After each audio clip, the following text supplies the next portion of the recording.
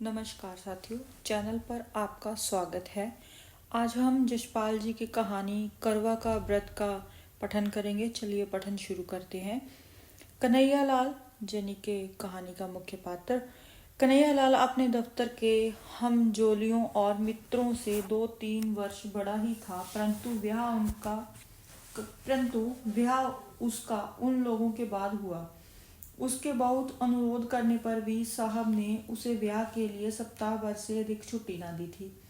लौटा तो उसके अंतरंग मित्रों ने भी उससे वही प्रश्न पूछे जो प्राय ऐसे अवसर पर दूसरों से पूछे जाते हैं, और फिर वही परामर्श उसे दिए गए जो अनुभवी लोग नव विवाहितों को दिया करते हैं।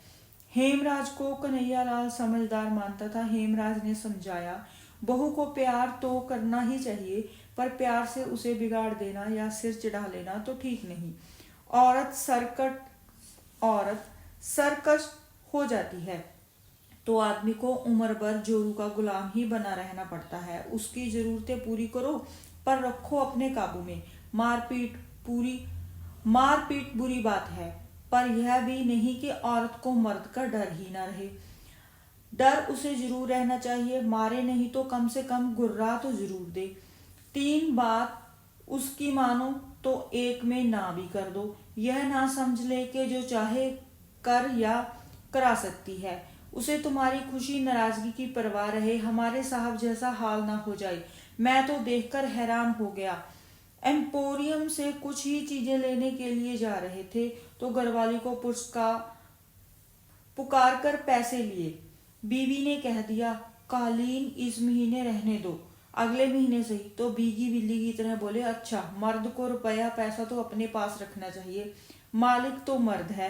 कन्हैया के विवाह के समय नक्षत्रों का योग ऐसा था कि ससुराल वाले लड़की की विदाई कराने के लिए किसी तरह तैयार नहीं हुए। अधिक छुट्टी नहीं थी, इसलिए गोने की बात फिर पर ही टल गई थी। एक तरह से अच्छा ही हुआ हेमराज ने कन्हैया को लिखा पढ़ा दिया कि पहले तुम ऐसा मत करना कि वह समझे कि तुम उसके बिना रह नहीं सकते, यह बहुत खुशामद करने लगो। अपनी मर्जी रखना, समझे। औरत और बिल्ली की जात एक। पहले दिन के व्यवहार का असर उस पर सदा रहता है। तभी तो कहते हैं, गुरबारा बररोजे अव्वल कुश्तन। बिल्ली के आते ही पहले दिन हाथ लगा दे तो फिर रास्ता नहीं पकड़ती। तुम कहते हो पढ़ी लिखी है, तो तुम्हें और भी चौकस रहना चाहिए। पढ़ी लिखी यों भी मिजाज दिखाती है। निस्वार्थ भाव से हेमराज की दी हुई सीख कन्हैया ने पल्ले बांध ली थी। सोचा, मुझे बाजार होटल में खाना पड़े या खुद चौका बर्तन करना पड़े तो शादी का लाभ क्या। इसलिए वह लाजो को दिल्ली ले आया था। दिल्ली में सबसे बड़ी दिक्कत मकान की होती है। रेलवे में काम करने वाले कन्हैया के जिले के बाबू ने उसे अपने क्वार्टर का एक कमरा और रसोई की जगह सस्ते किराए पर दे दी थी। 100 साल में मजे में चल रहा था। लाजवंती, कन्हैयालाल की पत्नी, अलीगढ़ में 8वीं जमात तक पढ़ी थी। बहुत सी चीजों के शौक थे। कई चीजें ऐसी के भी जिन्हें दूसरे घरों की लड़कियों को या नई ब्याही बहुओं को करते देख मन मार कर रह जाना पड़ता था। उसके पिता और बड़े भाई पुराने ख्याल के थे, सोचती थी ब्याह के बाद सही। उन चीजों के लिए कन्हैया से कहती। लाजो के कहने का ढंग कुछ ऐसा था कि कन्हैया का दिल इनकार करने को ना करता, पर इस ख्याल से कि वह बहुत सरकश ना हो जाए, 2 बात मानकर तीसरी पर इनकार भी कर देता। लाजो मुंह फुला लेती। लाजो मुंह फुलाती तो सोचती कि मनाएंगे तो मान जाऊंगी, आखिर तो मनाएंगे ही, पर कन्हैया मनाने की अपेक्षा डांट ही देता। एक आध बार उसने थप्पड़ भी चला दिया। मनौती की प्रतीक्षा में जब थप्पड़ पड़ जाता तो दिल कट कर रह जाता और लाजो अकेले में फूट फूट कर रोती। फिर उसने सोच लिया, चलो किस्मत में यही है तो क्या हो सकता है। वह हार मानकर खुद की बोल पड़ती। कन्हैया का हाथ पहली 2 बार तो क्रोध की बेबसी में चला था। जब चल गया तो उसे अपने अधिकार और शक्ति का अनुभव होने लगा। अपनी शक्ति अनुभव करने के नशे से बड़ा नशा दूसरा कौन होगा। इस नशे में राजा देश पर देश समेटते जाते थे। जमींदार गांव पर गांव और सेठ मिल और बैंक खरीदते चले जाते थे। इस नशे की सीमा नहीं। यह चस्का पड़ा तो कन्हैया के हाथ उतना क्रोध आने की प्रतीक्षा किए बिना भी चल जाते। अब देखिए यहाँ पे कटाक्ष किया गया है। माँ से लाजो को शारीरिक पीड़ा तो होती थी, पर उससे अधिक होती थी अपमान की पीड़ा। ऐसा होने पर वह कई दिनों के लिए उदास हो जाती, घर का सब काम करती, बुलाने पर उत्तर भी देती, इच्छा ना होने पर भी कन्हैया की इच्छा का विरोध ना करती, पर मन ही मन सोचती रहती, इससे तो अच्छा है मर जाऊं। और फिर समय पीड़ा को कम कर देता। जीवन था तो हंसने और खुश होने की इच्छा भी फूटी पड़ती है और लाजो हंसने लगती। सोच यह लिया था, मेरा पति है, जैसा भी है मेरे लिए तो यही सब है, जैसे यह चाहता है वैसे ही मैं चलूं। लाजो के सब तरह अधीन हो जाने पर भी कन्हैया की तेजी बढ़ती ही जा रही थी। वह जितनी अधिक बेपरवाही और स्वच्छंदता लाजो के प्रति दिखा सकता था अपने मन में, उसे उतना ही अधिक अपनी समझने और प्यार का संतोष पाता। कवार के अंत में पड़ोस की स्त्रियां करवा चौथ के व्रत की बात करने लगी, एक दूसरे को बता रही थी कि उनके मायके से करवे में क्या आया है। पहले बरस लाजो का भाई आकर करवा दे गया था, इस बरस भी वह प्रतीक्षा में थी। जिनके मायके शहर से दूर थे, उनके यहाँ मायके से रुपया आ गए थे। कन्हैया अपनी चिट्ठी पत्री दफ्तर के पते से ही मंगवाता था। दफ्तर से आकर उसने बताया, तुम्हारे भाई ने करवे के 2 रुपए भेजे हैं। करवे के रुपए आ जाने से ही लाजो को संतोष हो गया। सोचा भैया इतनी दूर आते कैसे। कन्हैया दफ्तर जा रहा था तो उसने अभिमान से गर्दन कंधे पर टेढ़ी कर और लाड़ से स्वर में याद दिलाया, हमारे लिए सरगी में क्या क्या लाओगे।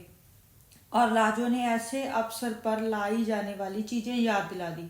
लाजो पड़ोस में कह आई कि उसने भी सरगी का सामान मंगवाया है। करवा चौथ का व्रत भला कौन हिंदू स्त्री नहीं करती, जन्म जन्म यही पति मिले, इसलिए दूसरे व्रतों की परवाह ना करने वाली पढ़ी लिखी स्त्रियां भी इस व्रत की उपेक्षा नहीं कर सकती। अवसर की बात, उस दिन कन्हैया लंच की छुट्टी में साथियों के साथ कुछ ऐसे काबू में आ गया कि 3.25 रुपए खर्च हो गए। वह लाजो का बताया सरगी का सामान घर नहीं ला सका। कन्हैया खाली हाथ लौटा तो लाजो का मन बुझ गया। उसने गम खाना सीख कर उठना छोड़ दिया था, परंतु उस सांझ मुंह लटक ही गया। आंसू पोंछ लिए और बिना बोले चौके बर्तन के काम में लग गई। रात को के भोजन के समय कन्हैया ने देखा कि लाजो मुंह सुजाए है, बोल नहीं रही है, तो उसने भूल कबूल कर उसे मनाने का कोई और प्रबंध करने का आश्वासन देने के बजाय उसने उसे डांट दिया। लाजो का मन और भी बिंद गया। कुछ ऐसा ख्याल आने लगा, इन्हीं के लिए तो व्रत कर रही हूँ और यही ऐसी रुखाई दिखा रहे हैं। मैं व्रत कर रही हूँ कि अगले जन्म में भी इनसे ही ब्याह हो, और मैं सुहा ही नहीं रही हूँ। अपने उपेक्षा और निरादर से भी रोना आ गया। कुछ खाते ना बना, ऐसे ही सो गई। तड़के पड़ोस में रोज की अपेक्षा जल्दी ही बर्तन बांडे खड़कने की आवाज आने लगी। लाजो को याद आने लगा, शांति बता रही थी कि उसके बाबू सरगी के लिए फेनिया लाए हैं। तार वाले बाबू की घरवाली ने बताया था कि खोए की मिठाई लाए हैं। लाजो ने सोचा, उन मर्दों को ख्याल है ना कि हमारी बहू हमारे लिए व्रत कर रही है, उन्हें जरा भी ख्याल नहीं। लाजो का मन इतना खिन्न हो गया कि सरगी में उसने कुछ भी न खाया। ना खाने पर भी पति के नाम का व्रत कैसे ना रखती। सुबह सुबह पड़ोस की स्त्रियों के साथ उसने भी करवे का व्रत करने वाली रानी और करवे का व्रत करने वाली राजा की प्रेसी दासी की कथा सुनने और व्रत के दूसरे उपचार निभाए। खाना बनाकर कन्हैया लाल को दफ्तर जाने के समय खिला दिया। कन्हैया ने दफ्तर जाते समय देखा कि लाजो मुंह सुजाए है। उसने फिर डांटा, मालूम होता है कि 2-4 खाए बिना तुम सीधी नहीं होती। लाजो को और भी रुलाई आ गई। कन्हैया दफ्तर चला गया तो वह अकेली बैठी कुछ देर रोती रही। क्या जुल्म है, इन्हीं के लिए व्रत कर रही हूँ और इन्हें गुस्सा ही आ रहा है। जन्म जन्म ये ही मिले, इसीलिए मैं भूखी मर रही हूँ। बड़ा सुख मिल रहा है ना, अगले जन्म में और बड़ा सुख देंगे। यही जन्म निभाना मुश्किल हो रहा है। इस जन्म में तो इस मुसीबत से मर जाना अच्छा लगता है, दूसरे जन्म के लिए वही मुसीबत पक्की कर रही हूँ। लाजो पिछली रात भूखी थी, बल्कि पिछली दोपहर के पहले का ही खाया हुआ था। भूख के मारे कुड़मुड़ा रही थी और उस पर पति का निर्दयी व्यवहार, जन्म जन्म कितने जन्म तक उसे ऐसा ही व्यवहार सहना पड़ेगा, सोचकर लाजो का मन डूबने लगा। सिर में दर्द होने लगा तो वह धोती के आंचल सिर बांधकर खाट पर लेटने लगी तो झिझक गई। करवे के दिन बांध पर नहीं लेटा या बैठा जाता, वह दीवार के साथ फर्श पर ही लेट रही। लाजो को पड़ोसिनों की पुकार सुनाई दी। वे उसे बुलाने आई थी। करवा चौथ का व्रत होने के कारण सभी स्त्रियां उपवास करके भी प्रसन्न थी। आज करवे के कारण नित्य की तरह दोपहर के समय सीने पिरोने, काटने बुनने का काम किया नहीं जा सकता था। करवे के दिन सुई, सिलाई और चरखा छुआ नहीं जाता। कार से छुट्टी थी और विनोद के लिए ताश या जुए की बैठक जमाने का उपक्रम हो रहा था। वे लाजो को भी उसी के लिए बुलाने आई थी। सिर दर्द और मन के दुख के कारण लाजो जा नहीं सकी। सिर दर्द और बदन टूटने की बात कहकर वह टाल गई और फिर सोचने लगी, ये सब तो सुबह सरगी खाए हुए हैं, जान तो मेरी ही निकल रही है। फिर अपने दुखी जीवन के कारण मर जाने का ख्याल आया और कल्पना करने लगी कि करवा चौथ के दिन उपवास किए किए मर जाए तो इस पुण्य से जरूर ही यदि पति अगले जन्म में मिले। लाजो की कल्पना बावली हो उठी। वह सोचने लगी, मैं मर जाऊं तो इनका क्या है, और ब्याह कर लेंगे। जो आएगी वह भी करवा चौथ का व्रत करेगी, अगले जन्म में दोनों का इन्हीं से ब्याह होगा, हम सौते बनेगी। सौत का ख्याल उसे और भी बुरा लगा। फिर अपने आप समाधान हो गया, नहीं पहले मुझसे ब्याह होगा, मैं मर जाऊंगी तो दूसरी से होगा। अपने उपवास के इतने भयंकर परिणाम की चिंता में मन अधीर हो उठा। भूख अलग व्याकुल किए थी। उसने सोचा, क्यों मैं अपने अगला जन्म भी बर्बाद करूं। भूख के कारण शरीर निडाल होने पर भी खाने को मन नहीं हो रहा था, परंतु उपवास के परिणाम की कल्पना से मन क्रोध से जल उठा। वह उठ खड़ी हुई। कन्हैयालाल के लिए उसने सुबह जो खाना बनाया था उसमें से बची 2 रोटियां कटोरदान में पड़ी थी। लाजो उठी और उपवास के फल से बचने के लिए उसने मन को वश में कर 1 रोटी रूखी ही खा ली और 1 गिलास पानी पीकर फिर लेट गई। मन बहुत खिन्न था। कभी सोचती, ठीक ही तो किया, अपना अगला जन्म क्यों बर्बाद करूं। ऐसे पड़े पड़े झपकी आ गई। कमरे के किवाड़ पर धम धम सुनकर लाजो ने देखा, रोशनदान से प्रकाश की जगह अंधकार भीतर आ रहा था। समझ गई दफ्तर से लौटे हैं। उसने किवाड़ खोले और चुपचाप एक और हट गई। कन्हैयालाल ने क्रोध से उसकी तरफ देखा। अभी तक पारा नहीं उतरा, मालूम होता है जाड़े बिना नहीं उतरेगी। लाजो के दुखे हुए दिल पर और चोट पड़ी और पीड़ा क्रोध में बदल गई। कुछ उत्तर ना दे वह घूमकर फिर दीवार के सहारे फर्श पर बैठ गई।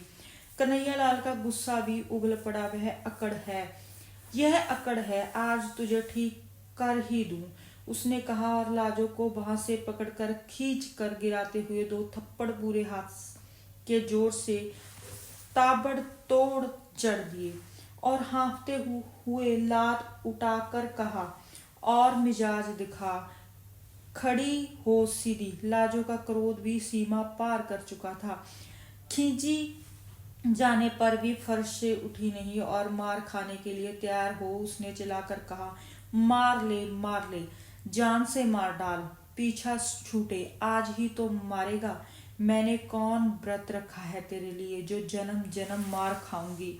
मार डाल।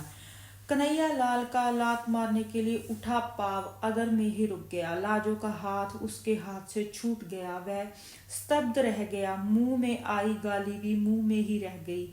ऐसे जान पड़ा कि अंधेरे में कुत्ते के धोखे जिस जानवर को मार बैठा था उसकी गुर्राहट से जाना कि वह शेर था या लाजो को डांट और मार सकने का अधिकार एक ब्रह्म ही था। कुछ क्षण वह हाँफता हुआ खड़ा सोचता रहा और फिर खाट पर बैठकर चिंता में डूब गया। लाजो फर्श पर पड़ी रो रही थी। उस ओर देखने का साहस कन्हैयालाल को ना हो रहा था। वह उठा और बाहर चला गया। लाजो फर्श पर पड़ी फूट फूट कर रोती रही। जब घंटे भर रो चुकी तो उठी। चूल्हा जलाकर कम से कम कन्हैया के लिए खाना तो बनाना ही था। बड़े बेमन उसने खाना बना चुकी, तब भी कन्हैया लौटा नहीं था। लाजो ने खाना ढक दिया और कमरे के किवाड़ उड़काकर फिर फर्श पर लेट गई। यही सोच रही थी कि क्या मुसीबत है जिंदगी, यही झेलना था तो पैदा ही क्यों हुई थी। मैंने क्या किया था जो मारने लगे। किवाड़ों के खुलने का शब्द सुनाई दिया। वह उठने के लिए आंसुओं से भीगे चेहरे को आंचल से पोंछने लगी। कन्हैयालाल ने आते ही एक नजर उसकी ओर डाली। उसे पुकारे बिना ही वह दीवार के साथ बिछी चटाई पर चुपचाप बैठ गया। कन्हैयालाल का ऐसे चुपचाप बैठ जाना नई बात थी, पर लाजो गुस्से में कुछ ना बोल रसोई में चली गई। आसन डाल, थाली कटोरी रख, खाना परोस दिया और लोटे में पानी लेकर हाथ धुलाने के लिए खड़ी थी। जब 5 मिनट हो गए और कन्हैयालाल नहीं आया तो उसे पुकारना ही पड़ा। खाना परस दिया है। कन्हैयालाल आया तो हाथ नल से धोकर झाड़ते हुए भीतर आया। अब तक हाथ धुलाने के लिए लाजो ही उठकर पानी देती थी। कन्हैयालाल 2 ही रोटी खाकर उठ गया। लाजो और देने लगी तो उसने कह दिया, और नहीं चाहिए। कन्हैयालाल खाकर उठा तो रोज की तरह हाथ धुलाने के लिए ना कहकर नल की ओर चला गया। लाजो मन मार कर स्वयं खाने बैठी तो देखा कि कद्दू की तरकारी बिल्कुल कड़वी हो रही थी। मन की अवस्था ठीक न होने से हल्दी नमक 2 बार पड़ गया था। बड़ी लज्जा अनुभव हुई। हाय, उन्होंने कुछ कहा भी नहीं। यह तो जरा कम ज्यादा हो जाने पर डांट देते थे। लाजो से दुख में खाया नहीं गया। यों ही कुल्ला कर हाथ धोकर इधर आई के बिस्तर ठीक कर दे, चौका फिर समेट देगी। देखा तो कन्हैयालाल स्वयं ही बिस्तर झाड़कर बिछा रहा था। लाजो जिस दिन से इस घर में आई थी ऐसा कभी नहीं हुआ था। लाजो ने शर्मा कर कहा, मैं आ गई, रहने दो, किए देती हूँ, और पति के हाथ से दरी चादर पकड़ ली। लाजो बिस्तर ठीक करने लगी तो कन्हैयालाल दूसरी ओर से मदद करता रहा। फिर लाजो को संबोधित किया, तुमने कुछ खाया नहीं, कद्दू में नमक ज्यादा हो गया, सुबह और पिछली रात भी तुमने कुछ नहीं खाया था। ठहरो, मैं तुम्हारे लिए दूध ले आता हूँ। लाजो के प्रति इतनी चिंता कन्हैयालाल ने कभी नहीं दिखाई थी। जरूरत भी नहीं समझी थी। लाजो को उसने चीज समझा था। आज वह ऐसे बात कर रहा था जैसे लाजो भी इंसान हो, उसका भी ख्याल रखा जाना चाहिए। लाजो को शर्म तो आ ही रही थी, पर अच्छा भी लग रहा था। उसी रात से कन्हैयालाल के व्यवहार में एक नरमी सी आ गई। कड़े बोल की तो बात क्या, बल्कि एक झिझक सी हर बात में, जैसे लाजो के किसी बात के बुरा मान जाने या नाराज हो जाने की आशंका हो। कोई काम अधूरा देखते तो स्वयं करने लगता। लाजो को मलेरिया बुखार आ गया तो उसने उसे चौके के समीप नहीं जाने दिया। बर्तन भी खुद साफ कर लिए। कई दिन तो लाजो को बड़ी उलझन और शर्म महसूस हुई, पर फिर पति पर और अधिक प्यार आने लगा। जहां तक बन पड़ता घर का काम उसे नहीं करने देती। यह काम करते मर्द अच्छे नहीं लगते। उन लोगों का जीवन कुछ दूसरी ही तरह का हो गया। लाजो खाने के लिए पुकारती तो कन्हैया जिद करता, तुम सब बना लो, फिर एक साथ बैठकर खाएंगे। कन्हैया पहले कोई पत्रिका या पुस्तक लाता था तो अकेला ही मन पढ़ा करता था। अब लाजो को सुनाकर पढ़ता या खुद सुन लेता। यह भी पूछ लेता, तुम्हें नींद तो नहीं आ रही? साल बीतते मालूम ना हुआ, फिर करवा चौथ का व्रत आ गया। जाने क्यों लाजो के भाई का मनी ऑर्डर करवे के लिए ना पहुंचा था।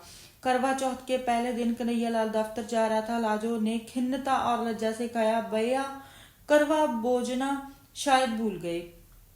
कन्हैयालाल ने संतापना के स्वर में कहा, तो क्या हुआ, उन्होंने जरूर भेजा होगा। डाक खाने वालों का हाल आजकल बुरा है, शायद आज आ जाए या और 2 दिन बाद आए। डाक खाने वाले आजकल मनी ऑर्डर के 15-15 दिन लगा देते हैं। तुम व्रत उपवास के झगड़े में मत पड़ना, तबीयत खराब हो जाती है। यो कुछ मांगना ही है तो बता दो, लेते आऊंगा।